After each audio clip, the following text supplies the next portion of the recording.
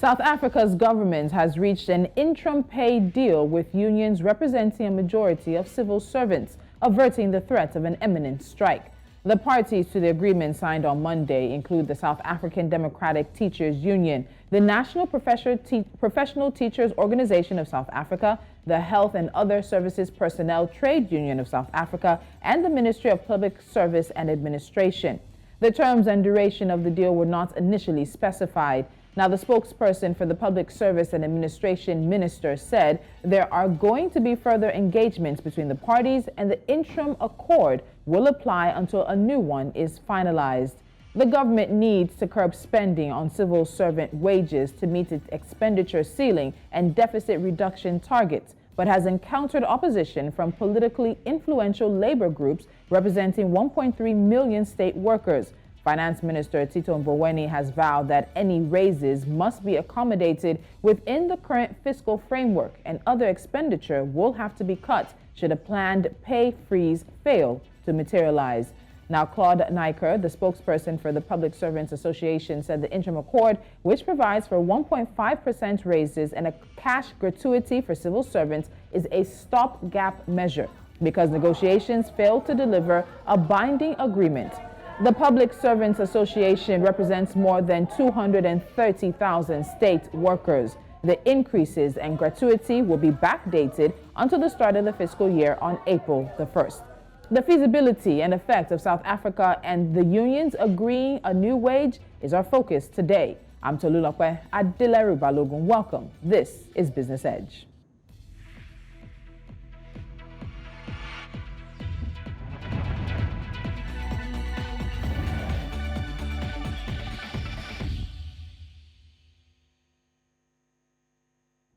Now, joining me from Pretoria, South Africa, is Ruben Maleka. He is the General Manager of the Public Servants Association of South Africa, and we'll get into the wage agreement as well as what happens next with him. Ruben, good morning, or rather good afternoon to you in South Africa. Thank you so much for joining us on Business Edge.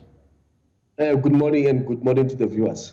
So let's start with a look at the status of things before we got to this point of the agreements. Now, there have been conversations, negotiations for quite some time, but what were the issue with wages that led to the decision to strike by the unions and ultimately led to the accord that was signed earlier this week? Yeah, thank you very much and for the opportunity. First of all, you'll recall that on the 1st of March this year, we tabled the demands whereby we expected that that time of the year, the demands will be taken into, serious hard negotiations into the PSEBC. We went through the process up until mid-May, when the employer showed signs of that they are not willing to at least accommodate us into our demands. They were stuck to their 0% increase.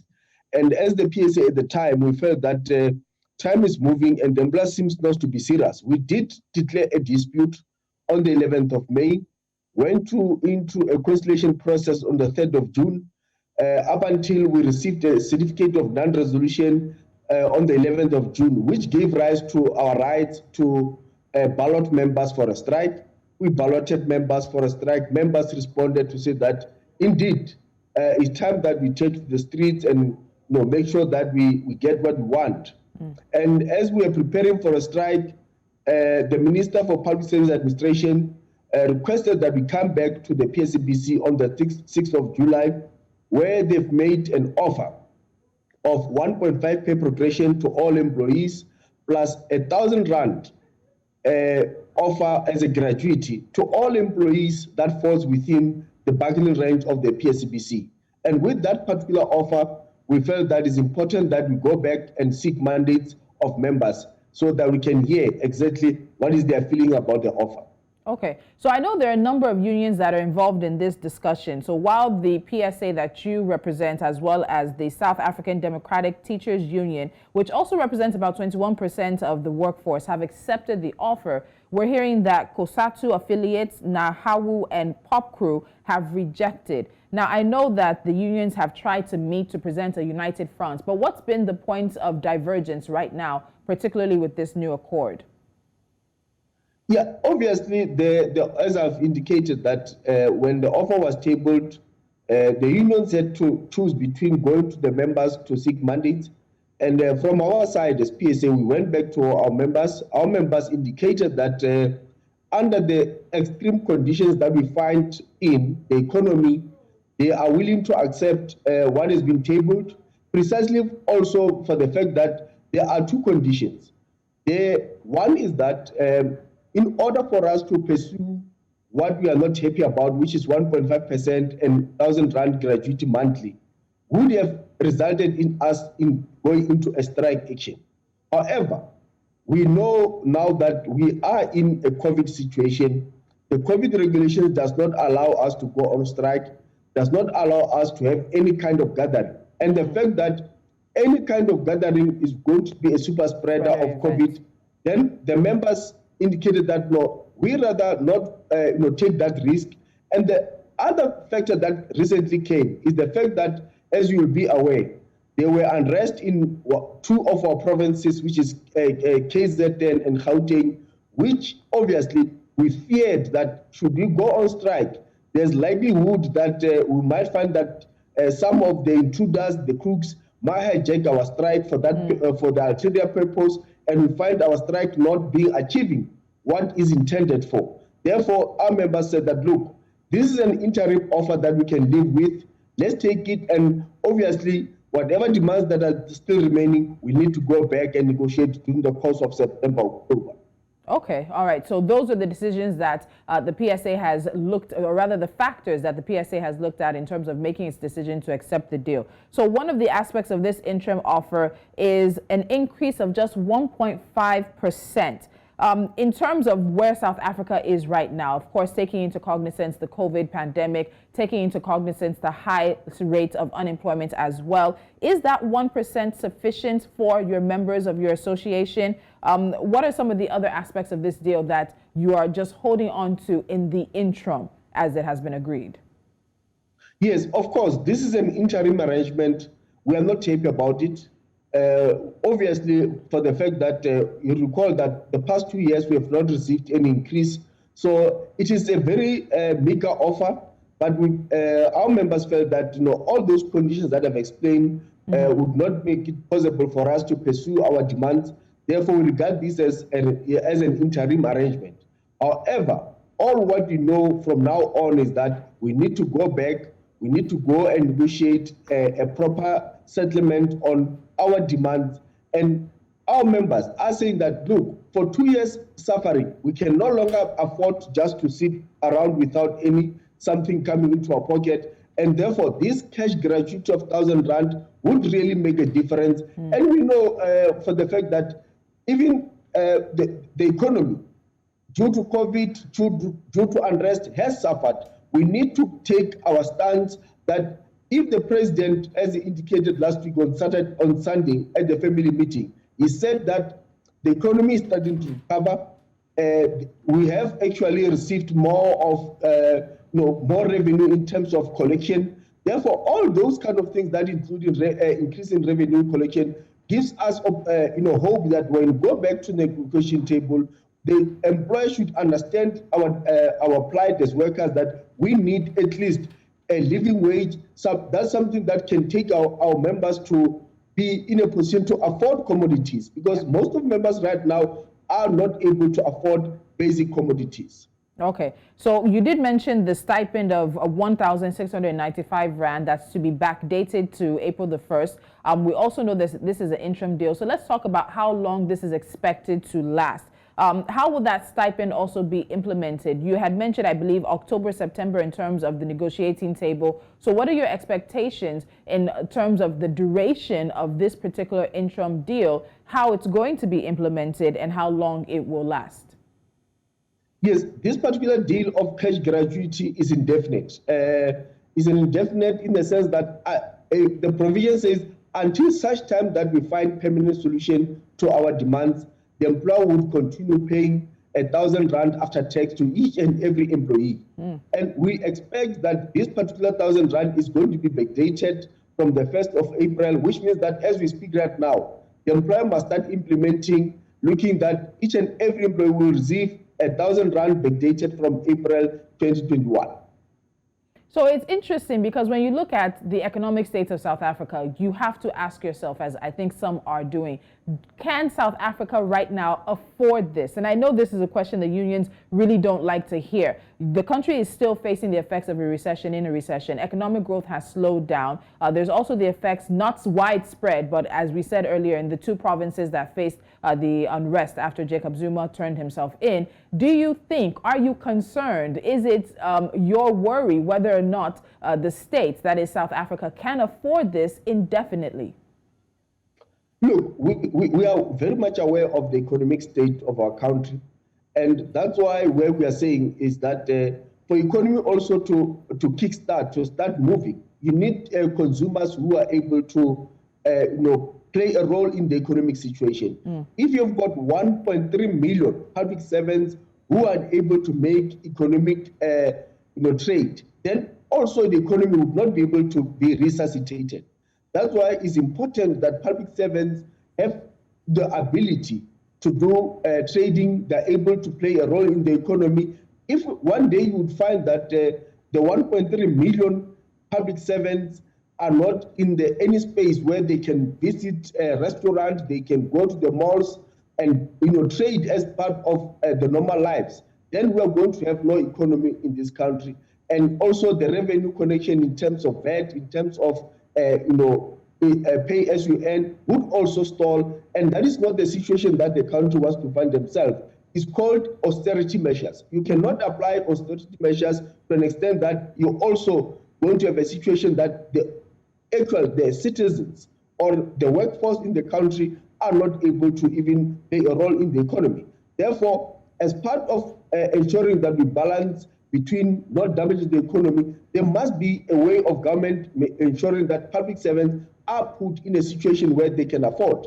As I've indicated, if public servants are saying, I cannot afford petrol, I cannot afford transport, I cannot afford electricity, then what does that mean to the economy? It means the economy will also collapse, because if we find people not using public transport, not using their cars, not going to the malls or buying the necessities in the shops, the manufacturing will also suffer. End of the day, the economy would collapse. That's why we're saying it's important that public servants are put in a position of affordability. Hence, we make these demands to ensure that they've got buying power. All right. So, Ruben, we're going to take a break now, but when we come back, we'll look at who benefits the most from this allowance. We'll also take on the conversation between right-sizing the economy and what the finance minister, Tito Mboweni, has said the Treasury is going to stay on track with its plans for South Africa's economy and capping wages. How do the unions feel about this, and what happens after? This is Business Edge. Do stay with us.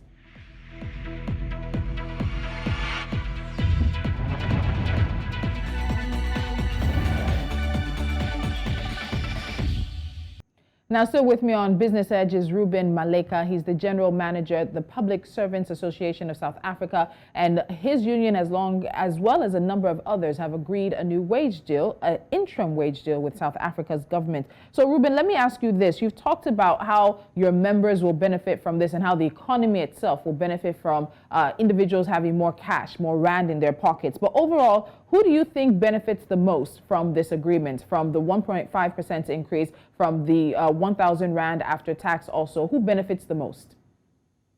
Look, I'll take it that from the deal that we have cut at the moment, is more of a compromise. We are not happy about it. I don't think we'll say that we are benefiting.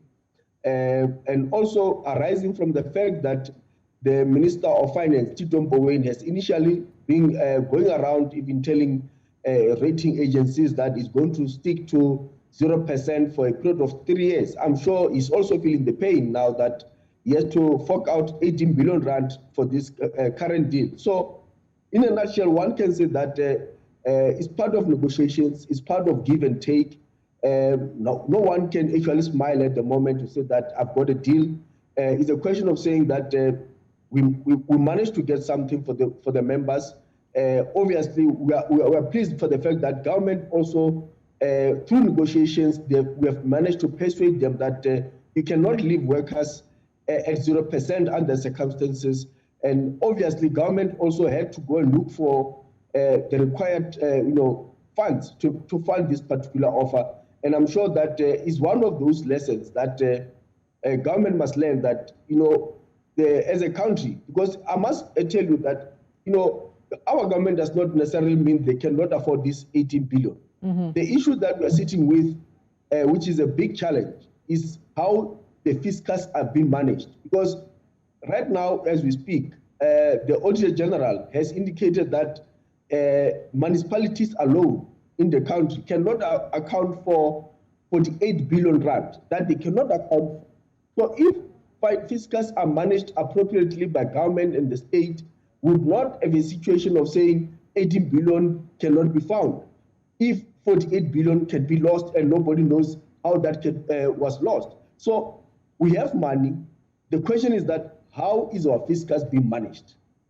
And I think that's an interesting point. So let me bring to your attention what Fitch Ratings and Moody's Investors Service have said. They've both expressed doubt as to whether South Africa's government will be able to hold its ground over the next 3 fiscal years. And you mentioned how the fiscus is being managed. And I think many in Nigeria can relate on a public service side. We've had ongoing conversations about raising the national minimum wage.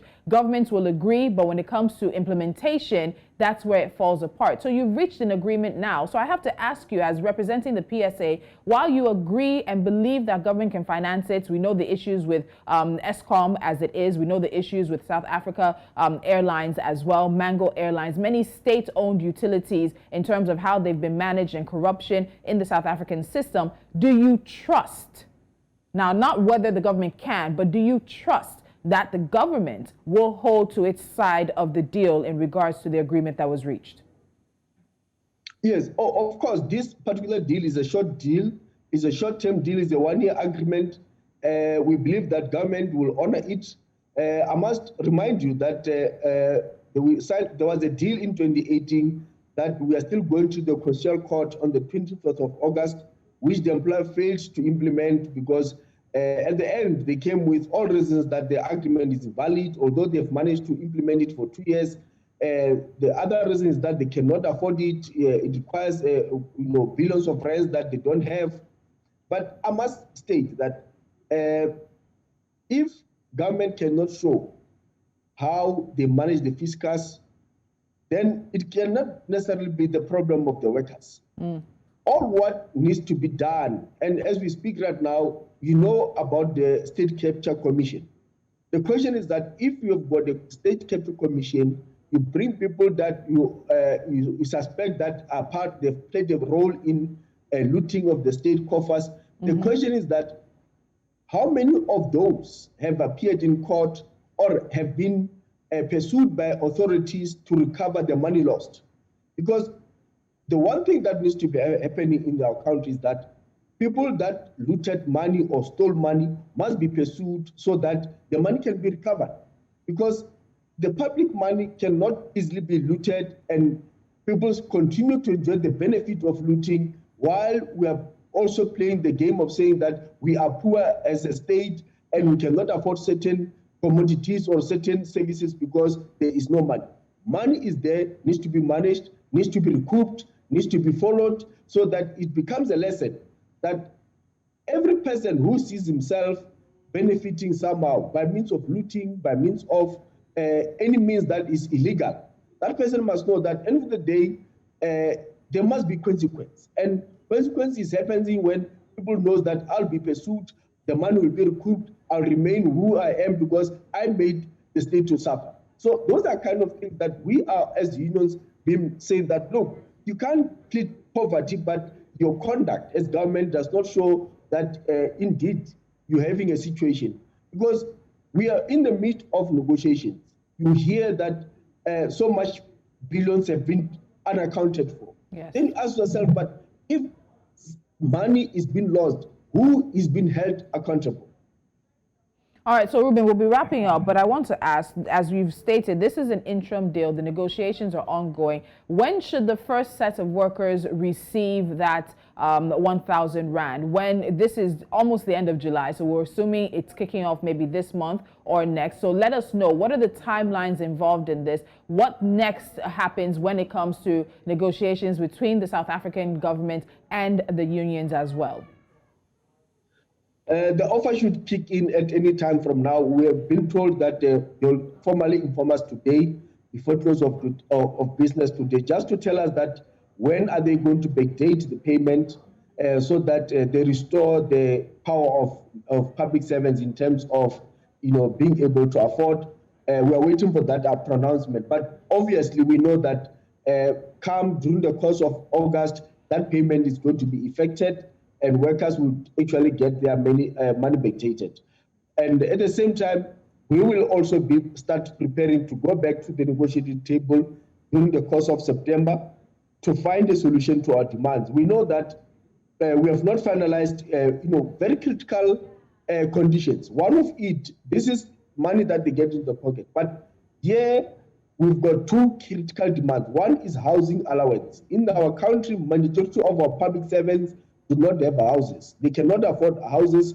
And we are saying that we must come with a model that can make public servants to have houses. Because it's very, very unfortunate that a day when a public servant retires is the day that the public servants wants to build a house with the pension money, which is not something that should be happening.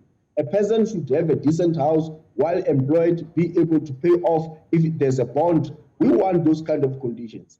At the same time, we have a situation of medical aid.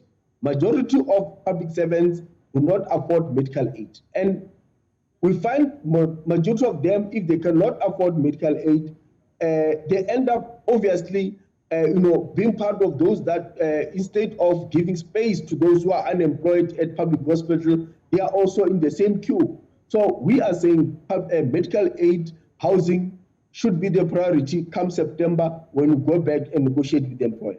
All right, my final question very quickly. You made mention of a number of factors that the PSA considered in agreeing to this deal with government.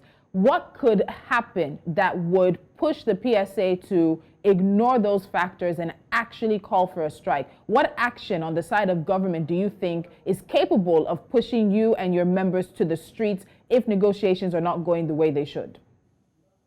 Look, we are fortunate because we just heard that the country, through the vaccination process, we are heading to what we call where the country has reached its a stage where the COVID is no longer going to be an issue. Mm-hmm. So the target, we hear that the president was actually announcing the Minister of Health, saying that by end of August, we would have reached about 50 million. And by the end of the year, there will be about 35 million, which means that by that time, we don't foresee that there will be any need to have COVID regulations that prohibit mass action, because if the country is free, like we have seen in Europe, stadiums are there, people are playing, and fans and spectators, we are going to hit that particular stage. And once we hit that particular stage, there will not be any reason. If we don't have reaching an agreement, we'll have to go to and exercise our constitutional right for a strike, and that will happen. All right. Ruben Maleka, General Manager of the Public Servants Association of South Africa, thank you so much for joining me on Business Edge. As the conversation progresses on this, we look forward to touching base with you. Thank you very much. All right. Thank you. And it is an ongoing conversation. This is an interim deal signed by the South African government and some of the associations and unions representing public workers. There are a few that have rejected, and so we need to see how and why they are deciding to stay aside from this deal. But as things progress, as negotiations move forward, we will bring you all the latest right here on Business Edge. Up next is NC4 to watch.